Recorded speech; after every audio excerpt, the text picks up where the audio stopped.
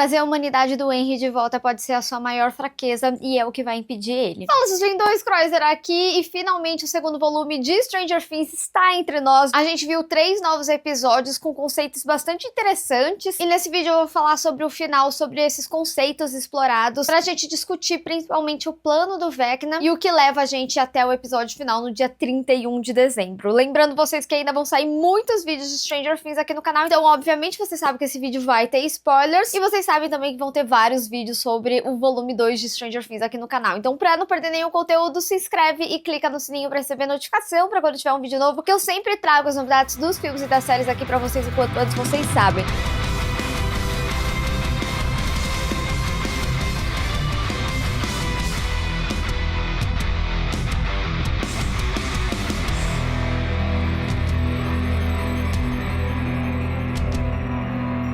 Bom, gente, de maneira geral, né, eu achei esses 3 episódios bastante explicativos. Vamos começar falando principalmente sobre o plano do Vecna, né, porque desde a 4ª temporada, desde quando ele mostrou as coisas ali pra Nancy, ele disse que ele tinha como objetivo remodelar o mundo, né. Lá pra Nancy, no flashback da 4ª temporada, ele falou que ele não concordava como a humanidade vivia, né, que tudo era no entorno de esperar a morte chegar, basicamente, né. E como o Will fala, né, o objetivo dele é principalmente mesclar esses mundos. E ele faria isso justamente com as crianças, porque como ele mesmo explica pro Will, ele fala que as crianças elas são fracas e fáceis de modelar, e que ele poderia controlar com mais facilidade. Basicamente o que a gente vê ele fazendo com as outras crianças pra ficarem contra ali a Holly. Inclusive, gente, a cena das crianças brigando, que intensa! E eu acho que um paralelo muito importante disso, pra até entender como essa manipulação é feita, é tanto o Derek quanto a Nancy, né, porque o Derek ali, mesmo que na melhor das intenções, quando ele foi incluído no plano da Max e da Holly, o Vecna soube que elas estavam tentando escapar ali, porque ele entregou elas, porque ele tinha feito o Derek ver a família dele morta. Então ele trabalhou ali com medo dele. Por isso, inclusive, quando a Holly fala pra ele confirmar a versão dela do que a Max contou sobre o Vecna, ele não afirma as coisas que ela falou e fica contra ela. Mas isso também pode ser um ponto fraco, porque assim, por mais que a Holly tenha ali, né, toda aquela situação falando, meu Deus, eu fui enganada, tanto que ela bate, né, depois nas crianças e se volta contra elas, ela pode ser um elo fraco. Guarda essa informação que a gente vai discutir quais que podem ser os pontos fracos do Henry / Vecna Watson 1 e a prova de que era uma mentira, algo inventado ali pelo Vecna pra pôr medo na Nancy, é que não tinha como a Holly morrer porque ele precisa da Holly pra concretizar o plano dele, tanto que no momento em que ela escapa, ele precisa ir atrás dela pra conseguir fazer o seu plano. E como eu tinha falado, a Nancy também, porque lá no primeiro volume, inclusive quando eles fazem o plano, né, dessa missão, que até então eles não sabiam que seria a missão definitiva, tem um momento de discussão entre a Nancy e o Steve, porque ela fala que viu, né, a família dela morrer e etc. E o próprio Steve alertava ali, falando, mas é isso que ele faz vocês ficarem com medo. Ou seja, o Vecna, ele usa justamente a sua fraqueza pra te controlar, mesmo com algo que ainda não aconteceu, porque como o próprio Will diz, ele não pode ver o futuro. O Will é um excelente exemplo disso, porque quando ele tá explicando pra Joyce sobre o que aconteceu no final do 4º episódio, ele fala que ele canalizou as memórias boas dele e foram isso que deu acesso a esses poderes. Tanto que quando ele é pego pelo Vecna aqui de novo e ele fala que vai ser utilizado como espião mais uma vez, ele diz que ele poderia usar isso contra o Vecna. Então ele tentou impedir, né, que o Vecna controlasse a mente dele, mas que ele usou a sua principal fraqueza, que era justamente o fato dele não se assumir para os seus amigos, para as pessoas próximas a ele. E aí a Robin, né, tem uma grande importância, porque a gente vê aqui que o Steve foi a primeira pessoa que ela contou, e ela fala o quão libertador foi isso, e o que o Vecna mostra ali pra ele, pelo menos o que ele diz pra gente, é que o fato dele não assumir faria com que as pessoas se afastassem dele e com o passar do tempo ele estaria sozinho. E é isso, inclusive, que motiva que ele conte ali pro grupo. Então, né, aqui a gente percebe que da mesma forma que ele utilizou o Will pra fazer esse caminho, né, é que inclusive eles usam os túneis ali pra justamente fazer com que o mundo invertido crescesse abaixo de Hawkins. Com essas 12 crianças ele poderia recriar esse mundo e amplificar os poderes dele, ou seja, se com uma pessoa, que foi o Will, ele fez tudo isso, o que que ele poderia fazer com essas 12 crianças? E por que 12 crianças, né? Quando eles estão passando o plano final, que é o que a gente vai assistir no último episódio, o próprio Will conclui que o fato dele estar ali no que eles denominam abismo, abismo, que seria essa dimensão X, o Will fala que quando ele foi atacado ali pela Nancy no final da quarta e pela Robin, pelo Steve, etc., ele não voltou pra lá pra justamente lamber as feridas, né? Mas sim pra criar rachaduras. Algo muito similar ao que a gente viu na quarta temporada. Porque qual que era o plano do Vecna ali na quarta temporada? Era justamente pegar 4 pontos específicos pra criar essa grande rachadura em Hawkins. E agora ele ter essas 12 crianças, além, né, do controle e de amplificar ali os seus poderes, assim como ele fez com o Will, ele também criaria uma rachadura para justamente conseguir fazer essa mescla entre os mundos e não ser algo que só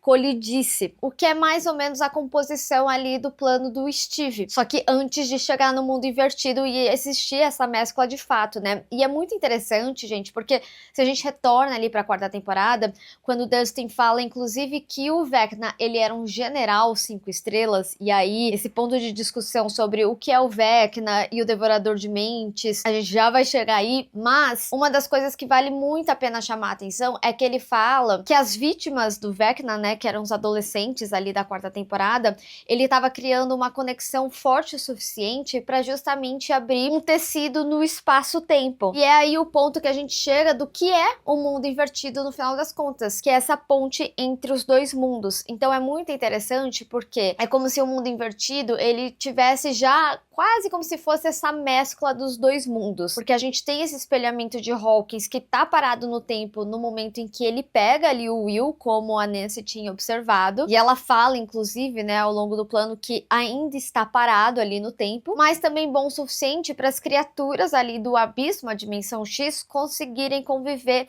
e transpassar entre os mundos, e assim também conseguir fazer os seus objetivos e essa mescla entre os mundos. Mas fica a pergunta, né, como que o Demogorgon voava também?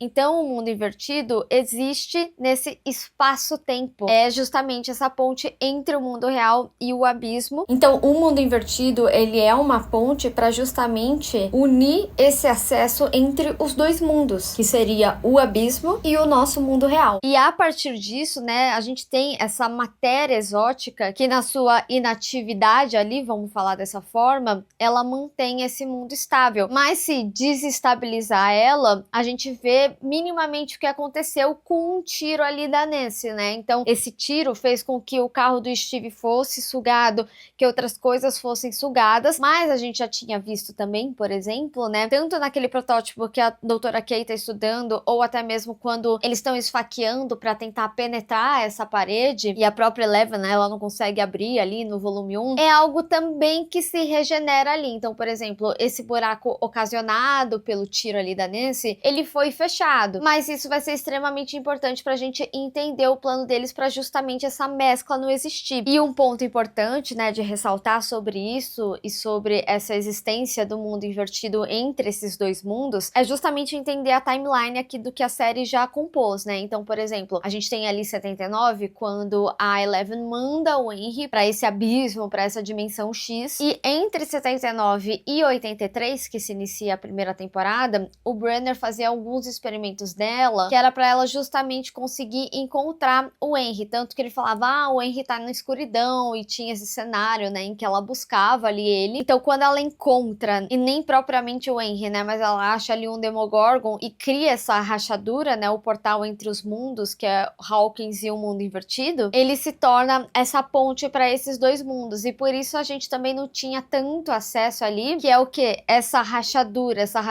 inicial, e se inicia ali no laboratório com essa matéria exótica, e assim, né, o Henry / Vecna / Watson tem acesso ao mundo real e consegue ali pegar o Will e iniciar esse plano dele. Principalmente quando ele fala, né, que o que ele encontra ali na dimensão X, que era algo inexplorado pelos humanos, ele conseguiria, né, meio que consertar tudo que ele vê de errado no mundo dos humanos dentro dessa hierarquia de predador e com essas criaturas. Mas como que a galera quer impedir isso, né, com um plano genial do Steve? Para acontecer essa mescla, o mundo invertido é justamente a ponte, né, entre os mundos, então é como como se os mundos ali se encontrassem. Então ele fala, né, para justamente eles deixarem que isso aconteça, para chegar num ponto em que eles ali do mundo invertido, principalmente para ter um contato mais próximo da Eleven com o Vecna e assim controlar a mente do Henry, algo muito similar ao que ela fez ali com o Akers, por exemplo, eles precisam que exista a rachadura entre o mundo invertido e esse abismo, meio parecido ao que a Holly, né, tira ali antes de se tacar, porque pensa, no mundo real, a rachadura ela já existe, ela já foi concretizada ali no 4º episódio. O que o mundo real fez foi só realmente fazer esse band-aid, mas a gente vê aqui, né, que a rachadura ela ainda é presente ali, debaixo desses metais que são super pesados, que a gente vê, né, da força que Eleven precisa para conseguir fazer isso voar. E assim existe essa mescla entre os mundos, mas como eles não conseguem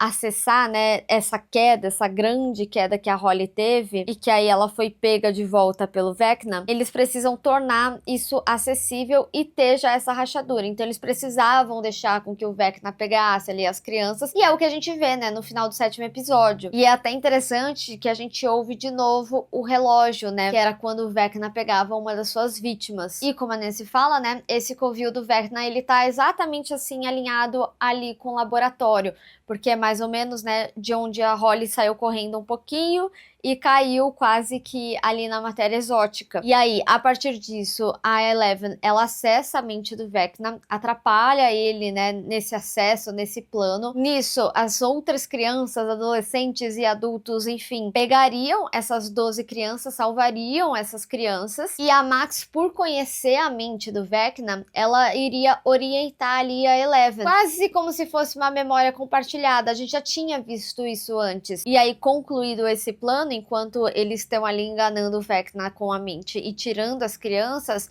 eles iriam explodir ali o mundo invertido, ter um tempo, né, para sair, e esse mundo ser sugado pelo buraco de minhoca. Assim como a gente viu as coisas sendo sugadas a partir de um tiro da Nancy. O que seria mais forte que o tiro? Talvez aqueles explosivos que o Hopper ia usar quando ele acreditava que era o Vecna que estava atrás da porta. Podiam dar pra Kali, né? Nossa, que ódio dessa menina. E a Kali, apesar de não estar confiando muito nela, não, ela pode ser essencial nesse plano também, porque ela pode fazer o Vecna ver coisas assim como ele faz com as pessoas, ter coisas ilusórias em meio do trauma dele. E qual que seria esse ponto fraco do Vecna? Um dos aspectos muito importantes é que a Max fala justamente que o Vecna, ele ainda é humano, então ele tem suas fraquezas, como por exemplo, não conseguir entrar numa caverna porque remete ele, né, uma memória ruim. E a gente passa a ver inicialmente qual que é essa memória. Muito provavelmente, gente, esse último episódio vai explorar inclusive coisas que a gente vem falando aqui sobre a peça, porque ali o que a Holly vê é só o início, tanto que é interessante o questionamento dela, porque ela vê que no momento que ele tava ali de inocência e queria ajudar aquele cientista que claramente estava foragido, porque ele perguntou como que ele foi achado, porque supostamente era pra ele estar num esconderijo, ele atira no Henry e nisso também pra se defender, ele mata esse cientista, ele tem